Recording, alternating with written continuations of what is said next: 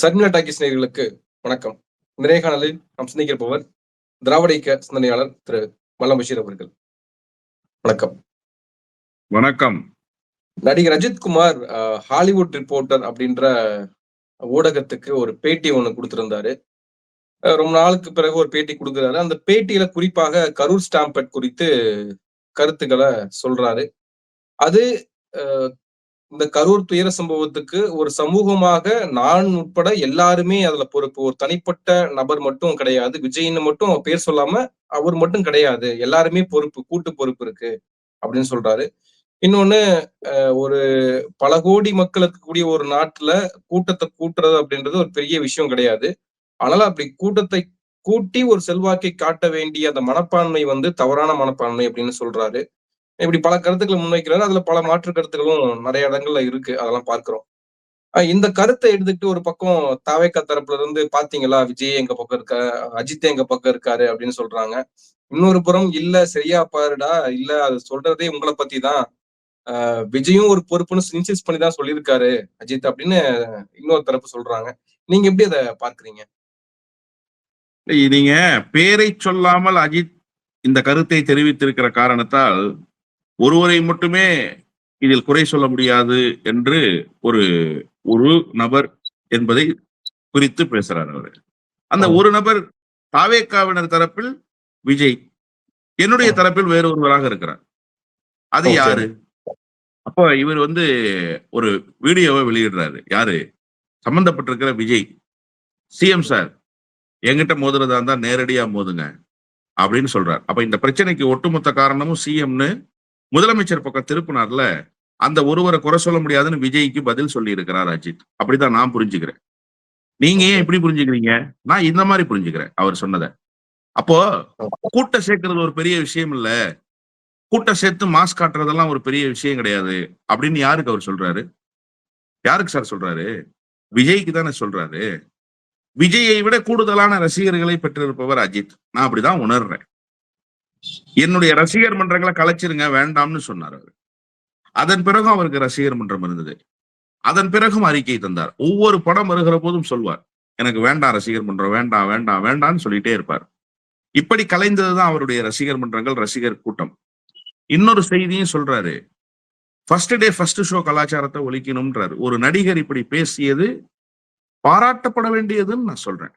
அது என்னமோ பிரைடுன்னு ஒரு கூட்டம் நினைக்கிறான்ல, இது ஒரு பெரிய அங்கீகாரம், இது ஒரு பெரிய உற்சாகம், இது ஒரு பெரிய மகிழ்ச்சி, இது ஒரு பெரிய திருவிழான்றான்ல, அது ஒரு புண்ணாக்கு கழுதையும் கிடையாது. அதுல நாளைக்கு இதே படம் அதே தியேட்டர்ல ஓடும், நாய் சீண்ட ஆள் இருக்காது அந்த படத்தை. நீ போய் ஃபர்ஸ்ட் டே ஃபர்ஸ்ட் ஷோன்ற பேர்ல ஆர்ப்பாட்டம் பண்ணி அலப்பறையை கிளப்பிட்டு வந்துடுறது. அது மறுநாள் பார்த்தா ஒண்ணுமே இருக்காது. ஒரு ஊதி பெரிதாக்கப்பட்ட பிம்பம்ன்றது மறுநாள் காலையிலே தெரிஞ்சிடும், கூட்டமே இருக்காது. அதுக்கப்புறம் மக்கள் அதை வேறு வேறு வகையில பாக்குறதுக்கு தொடங்கிடுவாங்க, தியேட்டர் பக்கம் வரவே மாட்டாங்க. இப்ப இந்த ஃபர்ஸ்ட் டே ஃபர்ஸ்ட் ஷோ கலாச்சாரத்துல என்ன ஆகும்னா, இது மட்டும் செய்திகளா மாறுது ஊடகங்கள்ல. இந்த நடிகருக்கு இவ்வளவு கூட்டம், அந்த நடிகருக்கு அவ்வளவு கூட்டம், இப்படி கூடுறாங்கல்ல. இந்த கூட்டம் எல்லாம் தங்களுடைய ரசிகர் கூட்டம்னு அவங்க நினைச்சுக்கிற வரைக்கும் பிரச்சனையே இல்லை. அவங்க என்னவா நினைச்சிடறாங்கன்னா, இது தன்னை முதலமைச்சர் நாற்காலியில் உட்கார வைப்பதற்காக சூளுரைத்து புறப்பட்டிருக்கிற வாலிப பட்டாளம்னு நினைக்கிறாங்க அவங்க. அது இல்லை, அதான் பிரச்சனை அங்க. இப்படி நினைத்து கொண்டுதான் கூட்டத்தை கூட்டுவது என்பது ஒரு பெரிய சாகசம்னு நினைச்சு விஜய் களத்துக்கு வந்தார். ஆங்காங்கே கூடுகிற மக்கள் திரளை பார்த்து புலங்காகித அடைந்தார்.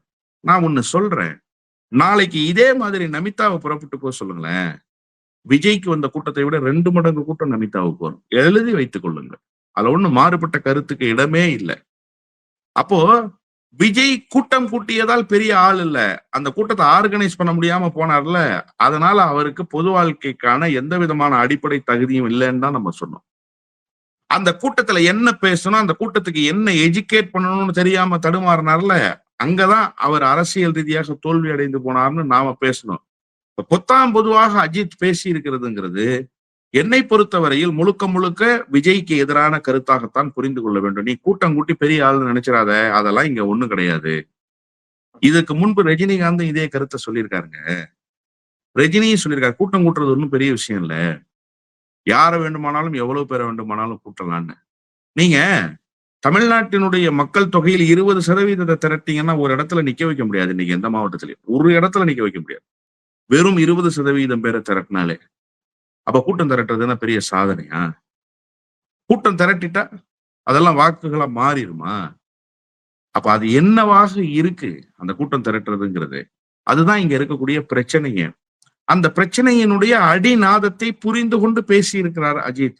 கூட்டம் கூட்டுறவன்லாம் இங்க ஆள் இல்லடா, அந்த கூட்டத்தை பத்திரமா வீட்டுக்கு திருப்பி அனுப்பி வைக்கிறான்ல, அவன் தான்டா இங்க ஆளுன்னு அஜித் சொன்னதாகத்தான் நான் புரிஞ்சுக்கிறேன். இவ்வளவு நாளா அஜித் எத்தனையோ சாகசங்களை விளையாட்டில் செய்திருக்கிறார். ரேஸ்ல போறார்ல, அதுல எல்லாம் போய் கப்படிச்சுட்டு வந்திருக்காரு. அவருடைய மனைவி கண்ணீர் மல்க ஆனந்த கண்ணீரை வெளிப்படுத்தி ஷாலினி அவர்கள் தன்னுடைய கணவனுடைய வெற்றியை கொண்டாடுகிற ஒரு உணர்ச்சி மிகு தருணங்களை எல்லாம் அஜித் தந்திருக்கிறாரு இந்த தமிழ் உலகத்துக்கு. அப்பெல்லாம் இந்த விஜய் ரசிகர்கள் எங்க போனாங்கன்னு கேக்குறேன். அப்பெல்லாம் நீ பாராட்டினியா? அப்பெல்லாம் நீ ஆற தழுவிட்டியா? இன்னைக்கு என்னன்னு பார்த்தா அஜித்தும் விஜயும் ரசிகர்கள் கேரவனில் ஒன்றாக உட்கார்ந்து சாப்பிடுவார்கள்.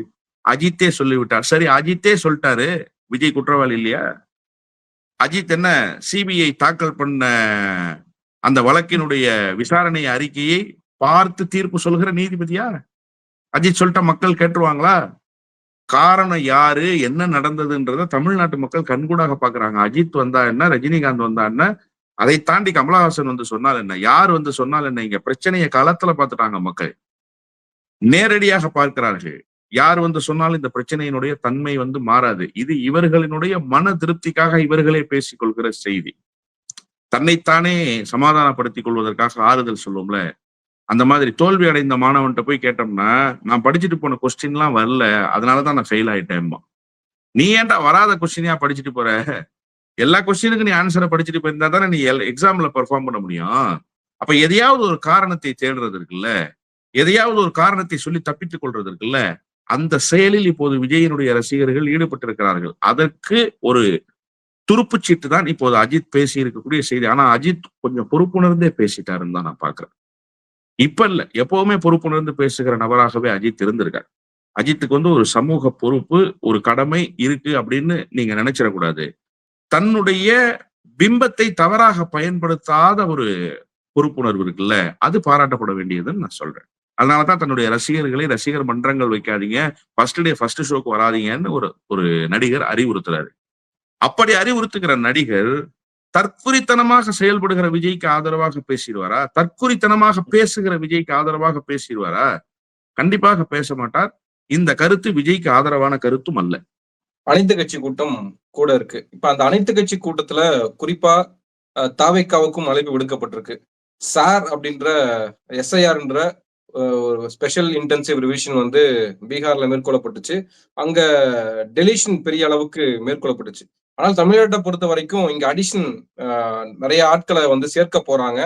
அது அவர்கள் தமிழர்களா அப்படின்ற ஒரு பல கேள்விகளை இங்க முன்வைக்கப்படுது. அது ஆபத்தான சூழ்நிலை ஏற்படுத்தும் அப்படின்னு சொல்றாங்க. இப்ப இந்த கூட்டத்துக்கும் தவைக்க அழைப்பு விடுக்கப்பட்டிருக்கு. அனைத்து கட்சிகளும் கூப்பிட்டு அப்படின்றப்ப இந்த கூட்டம் என்ன விளைவுகளை ஏற்படுத்தும் நினைக்கிறீங்க? ஒட்டுமொத்த தமிழ்நாட்டினுடைய எதிர்ப்பு குரலை இந்த கூட்டம் பிரதிபலிக்கும். அதாவது எஸ்ஐஆரை பீகாரில் கொண்டு வந்த போது பிற மாநில முதலமைச்சர்கள் கண்டன குரல் எழுப்பல. பீகாரை சார்ந்திருக்கிற பீகாரினுடைய மாநிலத்தில் தன்னுடைய அரசியலை பறந்து விரிந்து செய்து கொண்டிருக்கிற கட்சிகள் மட்டும்தான் செஞ்சது. அதுல பிரதானமா ராகுலும் தேஜஸ்வியும் அதை செய்தார்கள். இந்திய துணை கண்டத்தில் ஒரே ஒரு முதலமைச்சர் தான் இந்த எஸ்ஐஆர் கொண்டு வருவதன் மூலமாக ஒரு குறிப்பிட்ட சமூகத்தினுடைய வாக்குரிமையை பறிக்கிற வேலையை இந்த தேர்தல் ஆணையம் இந்த அரசினுடைய சார்பில் செய்யுதுன்னு புறப்பட்டு போய் பீகாரில் ஆதரவு தெரிவித்தார். அந்த முதலமைச்சருக்கு பெயர் முத்துவேல் கருணாநிதி ஸ்டாலின். நீங்க மறந்துடக்கூடாது. அந்த முதலமைச்சர் ஆளுகிற மாநிலத்திலேயே இன்னைக்கு எஸ்ஐஆர் என்றான். பீகாருக்கும் தமிழ்நாட்டுக்கும் சம்பந்தமே கிடையாது சார். பீகார் அரசியலில் எது நடந்தாலும் தமிழ்நாட்டுல இம்பாக்ட உருவாக்க போறது இல்லை. இன்னும் சொல்ல போனா அதிகபட்சமாக அங்கிருந்து படையெடுத்து வருகிற பீகாரி கூலி தொழிலாளர்களுடைய எண்ணிக்கை வேண்டுமானால் அங்க பெரிய புரட்சி பாலாறும் தேனாரும் ஓடுனால் நடக்குமே தவிர, அப்படி வந்தால் நமக்கு என்ன நட்டம்ன்ற நான் இன்னைக்கு பீகாரி செய்யற வேலையை நாளைக்கு ஒரு மேகாலயாக்காரன் செய்ய போறான், நாளை மறுநாள் ஒரு ஒரிசாக்காரன் செய்ய போறான், அதுக்கு மறுநாள் ஒரு உத்தரப்பிரதேசக்காரன் செய்ய போறான். அவன் மாநிலத்துல வாழ்வாதாரத்துக்கு வழி இல்ல, சோத்துக்கு பிச்சை எடுக்கிற நிலைமை இருக்குன்னா இங்க வந்து தன்னுடைய வாழ்வாதாரத்தை மேம்படுத்திக்க போறான். இது மேம்பட்ட மாநிலமாக இருக்கு. பிறருக்கும் வேலை வாய்ப்பை உருவாக்குகிற மாநிலமாக அரை நூற்றாண்டு காலமாக திராவிட இயக்கத்தினுடைய ஆட்சி இங்க பல சாதனைகளை செய்து வச்சிருச்சு. அதை பயன்படுத்தி கொள்ள வர்றான். இதுல சிக்கல் ஒண்ணுமே கிடையாது. ஆனாலும் ஒரு ஜனநாயக பொறுப்புணர்வு தமிழ்நாட்டினுடைய முதலமைச்சருக்கு இருந்துச்சு. ஏன்னா தமிழ்நாட்டினுடைய முதலமைச்சர் இதனுடைய சீரியஸ்னஸ் உணர்ந்திருந்தார். என்ன சீரியஸ்னஸ்? இன்னைக்கு நடக்குது பாருங்க, இது அன்னைக்கே உணர்ந்திருந்தார். பீகார்ல இன்னைக்கு கை வைப்பான், நாளைக்கு தமிழ்நாடு, நாளை மறுநாள் கேரளா, அடுத்து இவர்கள் எங்கெல்லாம் அதிகாரத்தை கைப்பற்ற முடியாதோ, எங்கெல்லாம் அதிகாரத்தை கைப்பற்ற முடியாத சூழல் உருவாகிறதோ அந்த மாநிலங்களில் எல்லாம் இந்த வேலையை செய்வாங்கன்றத அவர் முன்பே உணர்ந்திருந்தார். அதனாலதான் இங்கிருந்து கண்டன குரல் எழுப்புறதுக்கு பீகார் போனார். இப்ப இங்க கொண்டு வர்றாங்க. முதற்கட்டமாக சட்டமன்ற பிரதிநிதித்துவம் இருக்கக்கூடிய கட்சிகளை அழைத்து பேசிட்டார். என்ன பேசிட்டாரு? ரொம்ப தெளிவா சொல்லிட்டாரு, எஸ்ஐஆரை எந்தெந்த வகையில எல்லாம் எதிர்க்க போறோம், எஸ்ஐஆர் வந்தா இங்க என்ன ஆபத்து இருக்குன்னு. இந்த எஸ்ஐஆர் கொண்டு வருவதன் மூலமாக திமுகவுக்கு மட்டும்தான் ஆபத்தா? வாக்கு அரசியலில் ஈடுபடுகிற ஒவ்வொரு கட்சிக்கும் ஆபத்து இருக்கு சார். நீங்க அவன் எந்தெந்த வாக்காளர்களை எல்லாம் பட்டியலிருந்து நீக்க போறானோ அதுல ஒரு குறிப்பிட்ட சதவீத வாக்குகளை எல்லா கட்சியும் பெறும், அனைத்து கட்சியும் பெறும். வாக்கு அரசியலில் இயங்குகிற எல்லா கட்சியும். தேமுதிகவுக்கு வாக்கு இருக்கலாம், அதுல பாட்டாளி மக்கள் கட்சிக்கு இருக்கலாம், புதிதாக துவங்கி இருக்கிற விஜயினுடைய தமிழக வெற்றி கழகத்துக்கு இருக்கலாம், விடுதலை சிறுத்தைக்கு இருக்கலாம், எல்லாருக்கும் அதுல பங்கு இருக்கலாம். எல்லாரும் வாங்க, இது ஒரு கூட்டு பொறுப்பு உணர்வு, இதை நாம வெளிப்படுத்துவோம்னு ஒரு முதலமைச்சர் அறைகூவல் விடுத்திருக்கிறார். இப்ப என்ன செய்ய போறோம்ன்ற வியூகத்தை நாளைக்கு வகுப்பார் முதலமைச்சர். நான் உறுதியா நம்புறேன். அவர் அண்மையில எதன் பொருட்டு சொன்னாரோ அது வேறு. ஆனா என்ன சொன்னாரு? தமிழ்நாட்டை தலை குனிய விடமாட்டேன்னு சொன்னார் ஒரு முதலமைச்சர். அதற்கு பின்னால் 1000 அர்த்தம் இருக்கிறது. தலை குனிய விடமாட்டேன்னு யார் சொல்லுவா? மா நீ கம்பீரமா இருமா, கவலைப்படாதமா, உன் புள்ள நான் இருக்கிறமா, உன்னை தலை குனிய விட மாட்டோமான்னு ஒரு புள்ள சொல்லுவான். ஒரு கணவர் சொல்லுவார், நீ தலை குனியாம இரு, நான் உன்னை காப்பாத்துறேன், உனக்கு நான் கஞ்சி ஊத்துறேன், வாழ்நாள் முழுக்க உன்னுடைய கண்களில் கண்ணீர் வராம பாத்துக்கிறேன். இது ஒரு பொறுப்புணர்வு. ஒரு முதலமைச்சர் நாட்டு மக்களை பார்த்து தமிழ்நாட்டை நான் தலை குனிய விடமாட்டேன்னு சொன்னா உலகத்திலேயே எந்த தலைவரும் இப்படி சொன்னதே கிடையாது சார். நல்லாட்சி தருவேன்னு சொல்லியிருக்காங்க, பாலாறும் தேனாரும் ஓட வைக்கிறேன்னு சொல்லியிருக்காங்க, இலவச பஸ் பாஸ் தரேன்னு சொல்லியிருக்காங்க, இலவச அரிசி தரேன்னு சொல்லியிருக்காங்க, வீடு தரேன்னு சொல்லியிருக்காங்க, காடு தரேன்னு சொல்லியிருக்காங்க, எல்லாம் சொல்லியிருக்காங்க. உன்னை நான் தலகுனிய விட மாட்டேன்னு ஒரு முதலமைச்சர் சொன்னார்ல, அந்த முதலமைச்சருடைய வாக்குறுதியை நான் 100 விழுக்காடு நம்புறேன். என்னுடைய வாக்கு தட்டி பறிக்கப்படுவதை, நான் தலை குனிந்து வாக்கு இல்லாமல் வாக்குகளை இழந்து நிற்பதை என்னுடைய முதலமைச்சர் அனுமதிக்க மாட்டார். எனவேதான் நாளைக்கு ஒரு வியூகத்தை வகுக்கிற கூட்டத்தை அவர் கூட்டி இருக்கிறார். அந்த கூட்டம் நிச்சயம் வெற்றி கூட்டமாக மாறும். நாளைக்கு அறிவிப்பு வரும், வெயிட் பண்ணுங்க. நாளைக்கு அந்த அறிவிப்பு வருகிற போது தமிழ்நாடு என்ன வியூகத்தை வகுக்கிறது என்பதை வடக்கிலிருந்து வீசுகிற வாடை காற்று புரிந்து கொண்டு அதற்கு தடுப்பரண் அமைக்கப்பட்டு விட்டது என்பதை புரிந்து கொள்ளும். ஆனால் இதெல்லாம் ஒரு நார்மல் ப்ரொசீஜர் தான். ஒரு எலெக்ஷன் நடப்பதற்கு முன்பாக போலி வாக்காளர்கள் இருக்காங்களா, 2 இடத்துல வாக்குகளை வச்சிருக்காங்களா, இதையெல்லாம் சரிபார்த்து ஒரு நேர்மையான, ஒரு கிளீனான, தூய்மையான ஒரு எலெக்ஷன் நடக்க வேண்டும் அப்படின்னா இந்த ப்ராசஸ் நடத்தி தான் தீரணும்.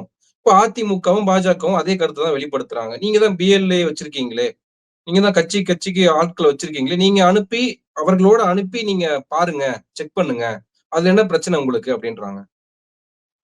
பாக முகவர்களை அனுப்பி சரிபார்ப்பதற்கான அனுமதியை கொடுத்து விட்டு பாக முகவர்களை அழைக்காமலேயே நீங்க போய் ஒரு கள ஆய்வை மேற்கொண்டீங்கன்னா யார் அதுக்கு பொறுப்பு?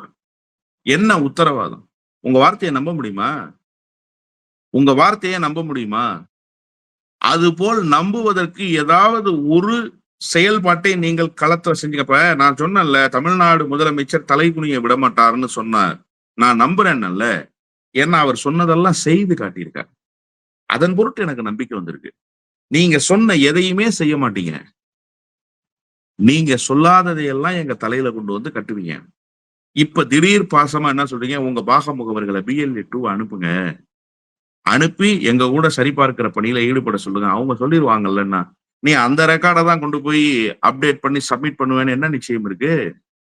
ஃப்ராடு வேலை இதுல நடந்துருச்சுன்னா இயந்திரம் உங்ககிட்ட இருக்கு, எங்க கிட்ட இல்ல. நாங்க மக்களோடு நிற்கிறோம்.